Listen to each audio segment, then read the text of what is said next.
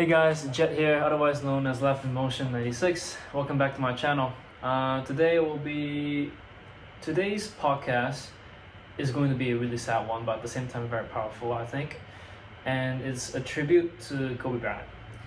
A little bit of history about myself. I used to play basketball, and one of the heroes, my childhood or my basketball career is Kobe Bryant, and yeah, my idea as a basketball player in the past, I used to play up to 8 to 12 hours a day of basketball, and the mentality that I got in enjoying the grit, enjoying the grind, in playing a lot of it came from Kobe Bryant. And when I found out that he literally wakes up at 3 or 4 a.m. just to go to the gym and start shooting that morning to prepare for his game, maybe perhaps in the evening, and that showed me hard work, or what he would call quote unquote hard work.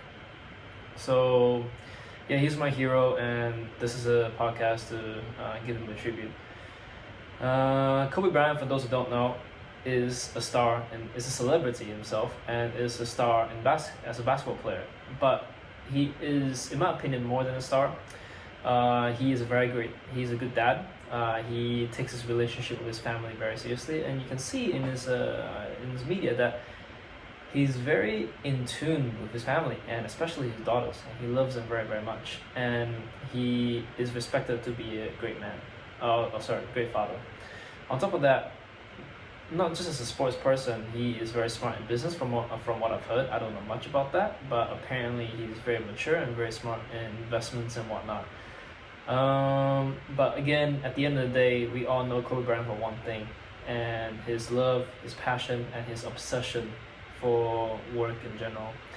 And in this video, I want to kind of give 3 lessons that I've learned from Kobe Bryant himself, the Black Mamba, and hopefully empower you guys to continue your life with these 3 lessons that I learned.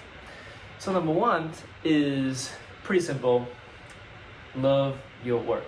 In one of the podcasts I've recently listened to with him and Andy, I believe, is that he doesn't I don't think he considers himself as a hard worker, but rather he's passionate about his work.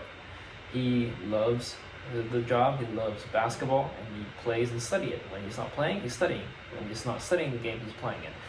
So, but all in all, in all this, the amount of work ethic he had didn't came from the fact that he has to work hard, but rather he wants to, and to him it's just natural, because it comes naturally, because he loves the process of it rather than the achievements of it. Of course the achievements are there, and of course they're fun and games and whatnot, but I believe that according to him, the process is much more enjoyable, and that's the reason why he works so hard, and the reason why he can work so hard. And he's one of the very few players that can sleep 3 hours and train as much as he does. So lesson number one is love your work, love your passion, be passionate about your work, and some would say upgraded obsession.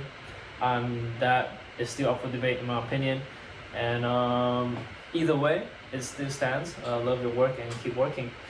Lesson number 2 is patience. You cannot skip the basics of anything that you do, be it marketing, be it the social media, be it basketball, be it what I'm currently doing, training in general, calisthenics, whatnot. Nobody can ignore the basics, and a lot of people jump the gun and try to skip through the basics too quickly. So in Kobe Bryant's case, I believe, in the podcast I've listened to, is that he had a really bad Achilles injury, and according to him, the research that he's done, a lot of players skip through the steps or try to get back on the court too fast. And as old as he was back then, he decided that, okay, to recover, and because he loved the work, he had to be mature about it as well. He had to be patient. He had to go through the little steps, take one thing at a time, put the pressure at the right time rather than putting too much pressure or too little pressure at the wrong times. And basically, work on the basics, and attention to detail is very important. And what comes with that is patience, and a lot of people lack patience nowadays, such as myself. So that's lesson number 2, being patient and never ever neglect the basics and the little things, because the little things are the big things, or will lead to the big things. And last but not least is a relationship to death. There's a short clip that I saw on Instagram that there was an interview of Kobe, and the interviewer asked him what's his relationship with death, and he said it's a comfortable one, and that's to me very interesting. And Kobe Bryant, from then I know, lives in the moment. It doesn't seem like he is anxious about the future, nor is he stuck in the past. He lives in the moment. He balances his life as he goes. Sometimes he goes too much one way and the other way, and he tries to come back as much as he can, because you only live once. Life is very, very fragile, as we can see a couple of days ago, as Kobe Bryant unfortunately passed away. So yeah, lesson number 3 is probably the biggest one as well, is living in the moment.